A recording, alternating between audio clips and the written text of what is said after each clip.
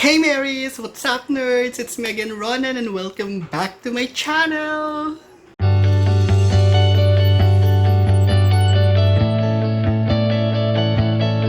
Hello everyone! So guys, how are you? Kamusta naman yung week ninyo?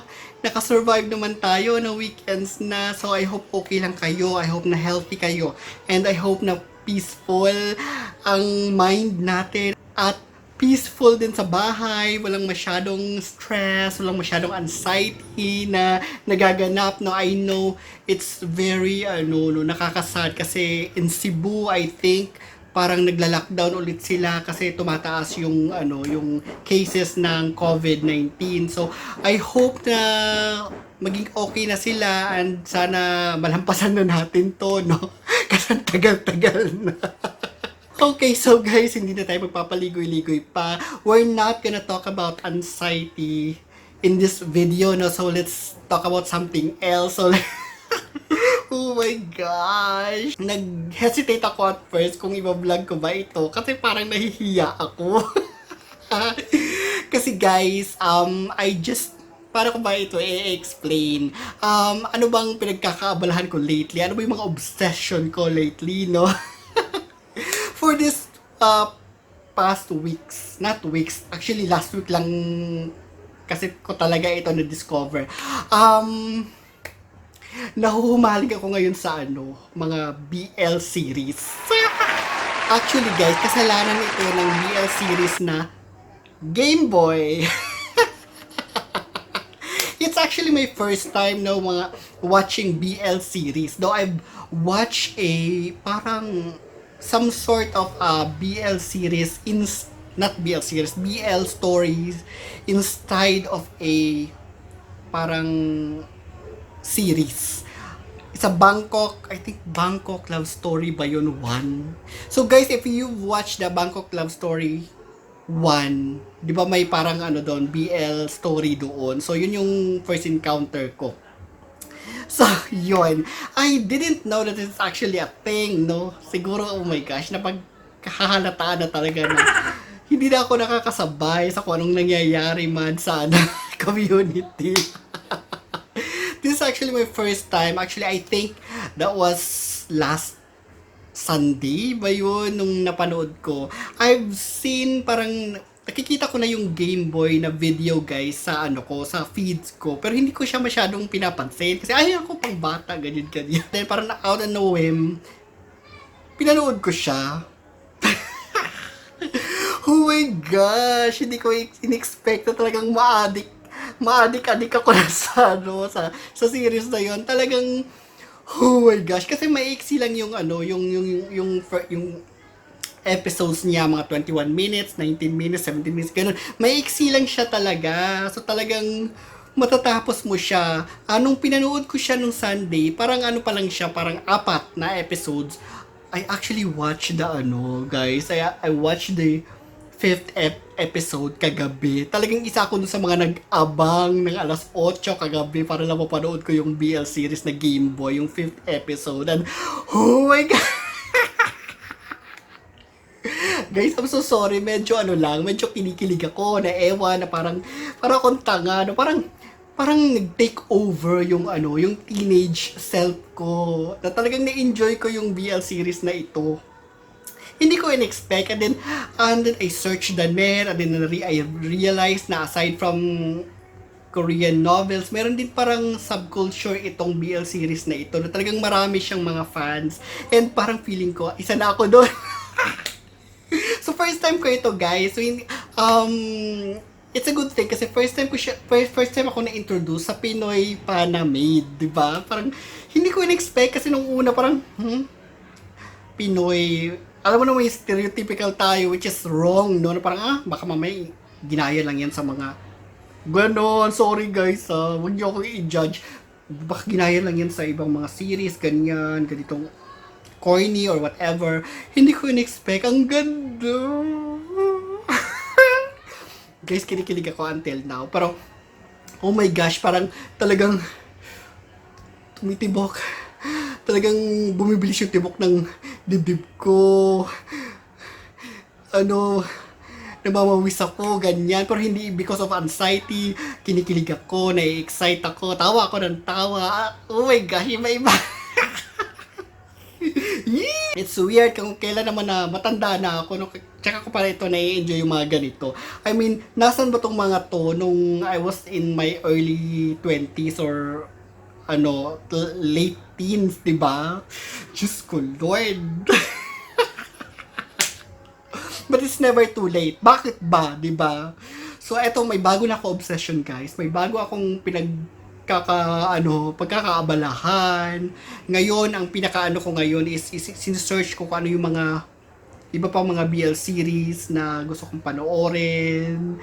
I know marami, no? There's actually a group sa Facebook na ginoinan ko pa talaga para malaman ko kung ano yung mga BL series na yon at hahanapin ko yun.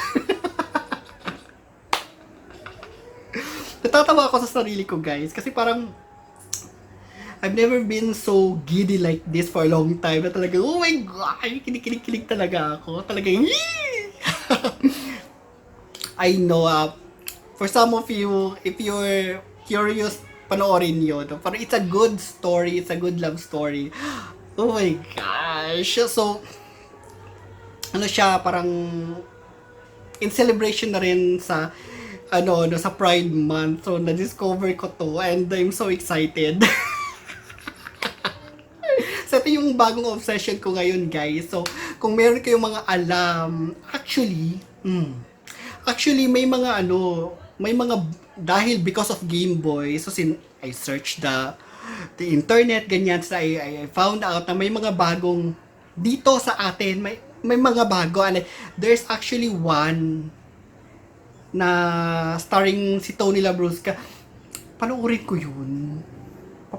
yun, babalitaan ko kayo. And meron pang isa na ginagawa pa lang yata siya, wala pa yung first episode, so yun. Anyway, yung Gameboy, yung first episode pa lang niya, siguro mga first 4 minutes, na-hook na kaagad ako. I swear to God. Guys, hindi ako stalker, pero dahil dito, talagang nag-follow ako dun sa sa social media ng mga bida. Kay Coco de Santos, hi Coco. Kay Elijah, kay Pearl din yan. Basta yung mga characters dun sa series na yun, pina-follow ko sila. Talagang pinanonood ko yung story nila, pinanonood ko yung mga, pinabasa ko yung mga comments. Talagang invested ako dito. Oh my God! I don't know, no, parang it's bago for me yung concept ng Gameboy, kung paano sila nag-i-interact. Kasi parang online lang sila nag-i-interact. Kasi the premise of the story is happening yung ito current na situation natin within the COVID-19 pandemic. So parang ganon. So quarantine, so hindi nakalabas. So parang nagbo-bloom yung love story nila. Online, parang ganyan. Zoom lang tayong ganon. Or video call, ganyan. So hindi pa sila nag-meet in person talaga. So muntik na silang mag-meet nung sa episode 4 na talagang, oh my God, yung kabog ng dibdib ko, nafe-feel ko talaga yung excitement ng isang nila, kaya lang hindi natuloy. So, I was thinking na mag-meet na sila yung episode 5, hindi. So, yung episode 5, para may papasok na something na mag-mess up ng relationship or whatever. Diba? Kailangan ko ipatulfo yung na yun, character na yun. Nakakainis umiinit yung ulo ko. Diba? Affected ako, guys. Invested ako dito. Totoo na to. Alam mo yung pagkatapos ng work, talagang eto kailangan panoorin ko to. Kailangan pampatanggal ng stress. Kasi maiksi lang yung episode. So, pwede mo talagang in one sitting matapos mo yung buong first to... Ngayon, may 5th episode. The first to 5th episodes in one sitting, diba? So, yun yung ginagawa ko. Actually, guys, ilang beses ko lang napanood. Paulit-ulit. Ganyan yung episodes na yun. Kasi may iksi nga lang talaga siya. Mabilisan lang yung story. Ewan ko. I don't know, guys. So, syempre, ako lang to. So, panoorin nyo, supportahan natin yung BL series. BL means, I think, Boy Love series. It's an LGBT film content. Supportahan natin yung mga BL series natin, no? Pwede na tayong lumaban or lumevel up sa Thailand or sa, ano ba, sa, may Japanese ba? May Japanese na BL series ba? Or meron bang Chinese na BL series? I don't know. Or Korean. I'm not sure. Kasi dahan-dahan ko palang pinipenetrate yung ano na yon, yung subculture na yon, yung world na yon. And then I just found out na marami din palang mga marami talagang nanonood at nagre-react doon sa mga YouTubers din na nagre-react doon sa mga sa mga stories na yon, which is wow. Meron akong bagong natutunan, meron akong may bagong world na bumukas sa akin na talagang it's very, very exciting at sobrang na-excite ako. Parang ako ngayon, nakikibagets. Lakas pa ka bagets, no? Parang gusto kong bumalik sa pagiging bagets. Hindi nyo ba na-feel yung excitement ko? Grabe. Sorry nila kay anxiety. So, hindi siya makakapasok sa akin. Mindset ko na hindi siya makakapasok sa akin, sa katawan ko, sa isip ko. Dahil sa mga BL series na naka-line up na napapanoorin ko this week. Diba? Anyway guys, in celebration of the Pride Month, so yun yung pinagkakaabalahan ko, no? Pag pinagkakaabalahan ko talaga siya, sobrang invested ako, sobrang kilig na kilig ako, sobrang pinagre-recommend ko siya dun sa mga friends ko talaga. Kung sino-sino mga mini-message ko, panoorin nyo ito, tapos pag hindi pa nila the next day, napanood nyo na ba, what you think? Gano'n. Talagang nangdamay no? Yun. So, if you're curious, if you want to know about it, andun sa, nasa YouTube naman siya, online, Facebook, whatever. Search nyo lang Gameboy. Gameboy yung name ng BL series na yon. And I think, may mga bago pang maglalabas at meron pang isang bagong akong papanoorin na isa pa. Yun nga kay Tony Labrusca, hindi ko alam kung ano yung ganap doon, but we'll see kung I would not say malalamangan, or I would say mapapantayan ba niya yung episode 1 ng Game Boy. Kasi episode 1 pa lang yung isa so I'm not sure. No, we'll see. I'm so excited. Papanoorin ko siya mamaya. Okay, so guys, in celebration for the Pride Month, diba? So, I was thinking of ano bang pwede kong i-recommend sa inyo. So, aside from the film, kasi since I'm a reader, no, so I've been reading books. Meron ako mga favorite actually na mga books na under LGBT catalog. So, I'm gonna recommend it with you. I'm not sure kung magugustuhan niyo siya. I'm not sure kung this is the kind of stories that you wanted to read. Or may enjoy nyo ba yung mga ganitong klaseng It's not just a typical na love story. Mythology-based and biblical-based.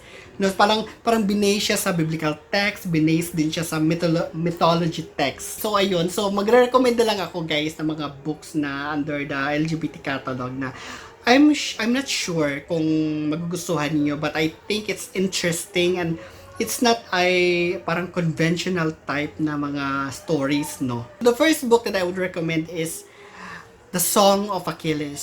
The Song of Achilles by Madeline Miller. I think Madeline Miller yung name ng writer. This book is actually based on I think Greek mythology, no? Greek mythology ba si Achilles? No, this is actually the story of Achilles and yung lover niya na si Patroclus. Parang ang hirap kasing bagitin yung pangalan, si Achilles and Patroclus, yun. So it's a story until, yung love story nila, yung journey nila until nung namatay si Achilles. Kasi di ba pinana siya ni Paris, tapos natamaan yung niya, yung weakness niya dun sa niya. Kaya Achilles, di ba, dun sa, natamaan siya dun, so, dun yata siya namatay, parang ganun. So, yung story nila, ganyan. So, it's very nice, well written, at talagang ang ganda ng story na yon. So, I recommend that book. Yung love story nila, very ano lang, very light lang yung story and talagang maganda siya. The second book that I recommend, medyo ano siya, medyo intense tong book na to. This is part of the trilogy written by Mary Renault. Mary Renault. I think Mary Renault. Writer siya from 1950s, 60s, I'm not sure. Basta, it's a trilogy based on the life of Alexander the Great. So, ano, series siya, the Alexander the Great series. Parang ganon na libro by Mary Renault. Yun. So, book 2, the title is The Persian Boy. The Persian Boy is actually the story of, the love story of Alexander the Great and yung ano niya, yung concubine niya na si Bagwas. Diba? Si Bagwas, I'm not sure if you are familiar with that story. Kung napanood niyo yung movie na yon, yung sa movie ni Alexander the Great na ginawa, Colin Farrell ba yung bida doon? Merong isang, kung napanood niyo yung scene na sumasayaw na parang eunuch, na sobrang gwapo na lalaki na mahaba yung buhok tapos sumasayaw siya. Yon si Bagwas. Yun yung lover niya. So there's actually a story behind. So this is the story, yung story na to is from the point of view nung eunuch na yon or yung concubine na yon, si Bagwas. So bali yung si Bagwas kasi parang lumaki siya sa concubine, sa harem ng isang king, parang ganon. Tapos nakuha lang niya yung Persian King, parang ganun. So yun, kaya Persian Boy yung title. Nakuha lang niya yung freedom niya nung nakita siya ni Alexander the Great. So ganun yung story nila. So it's actually ends in tragedy, di ba? Hindi ko pa nababasa yung book 3, so I didn't know what happened to Bagwas after Alexander the Great died. Kasi namatay si Alexander the Great, di ba? And he was surrounded by a lot of generals na halos lahat sila meron silang kanya-kanyang mga agenda doon, di ba? Kasi hindi nila alam kung sino yung susunod na kay Alexander the Great, kanino niya ipapasa yung ano niya, yung trono niya. But it was Bagwas was there na walang ibang wala siyang ibang hinahangad kundi gumaling si Alexander, parang gano'n. So it's a great story, but it was written by the master storyteller si Mary Renault. Yung research na I've seen the research, extensive yung siguro ginawa niyang research doon kasi based on a mythology / history kasi Alexander the Great, di ba? So meron ding mythological factors din siguro doon. Maganda yung story na yon. Medyo talagang siya, intense. Then the third book is titled The Princess Psalm, written by a master storyteller Eric Shockwin. The one who wrote the parang Say Uncle ba yun? Say Uncle? Oh, yun yata yung first book niya.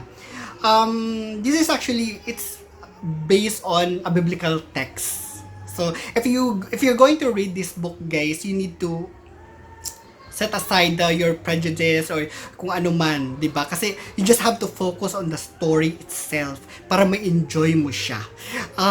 This is actually the love story or the friendship story, whatever story, a great story of two men. Nagsimula sa parang mga bata, parang ganyan, nung nag-meet sila. The story of Prince Jonathan and David. David turned out to the one who defeat Goliath and became the king of Judah, the great King David. Yon. So since pagkabata nila, kung paano sila nag-meet, kasi si David a shepherd boy and then mahilig siyang he was parang siya musician. So yun, hanggang nag-meet sila, hanggang naging best friends sila, hanggang na-fall in love sila to each other, hanggang naging army sila. Since si Prince Jonathan meron siyang katungkulan di ba, kasi he's a prince. Then si David din, yung mga kapatid niya is warrior, parang sila, parang under sila kay Prince Jonathan or sa king. Sino ba yung king? Nakalimutan ko yung king na father ni Jonathan. Basta it's a biblical story, so alam niyo yun. Hindi ko alam kung saang anong-ano ito ng Bible. Anong-ano ito ng Bible, no? Nakalimutan ko, Corinthians. Basta, it's a great stories. And then, of course,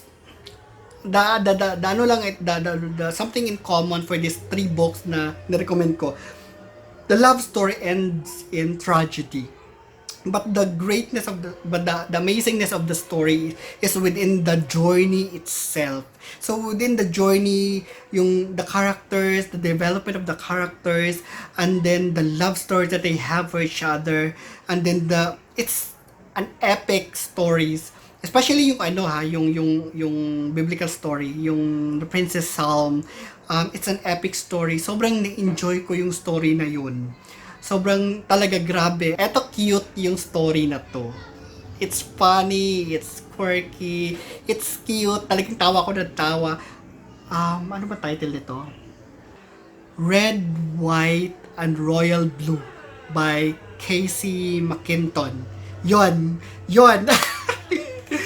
Ang cute ng story na yon. Kasi it's a love story about the Prince of Wales, si Henry, and the first son of United States na si Alex. Parang gano'n. Ganun yung story nila. So, at first, they were enemies, ganyan. Naiinis sila sa isa't isa. Ayaw nila sa isa't isa, ganyan. But at then, they end up liking each other, ganyan. So, parang, it's a good story. I'm not gonna tell you the details. No? So, basahin nyo if you like.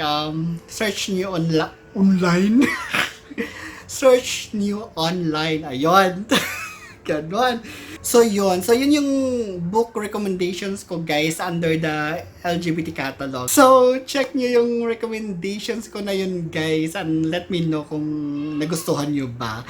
And regarding naman sa BL series, let me know kung may mga recommendations man kayo.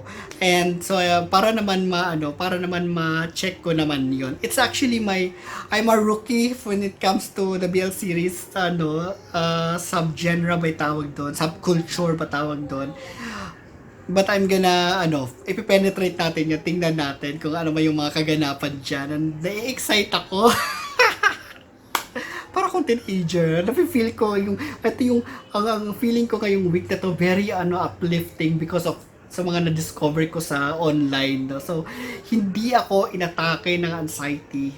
And I'm so grateful sa BL series, sa Gameboy, that I really feel good. I really feel parang kinikilig, ganun.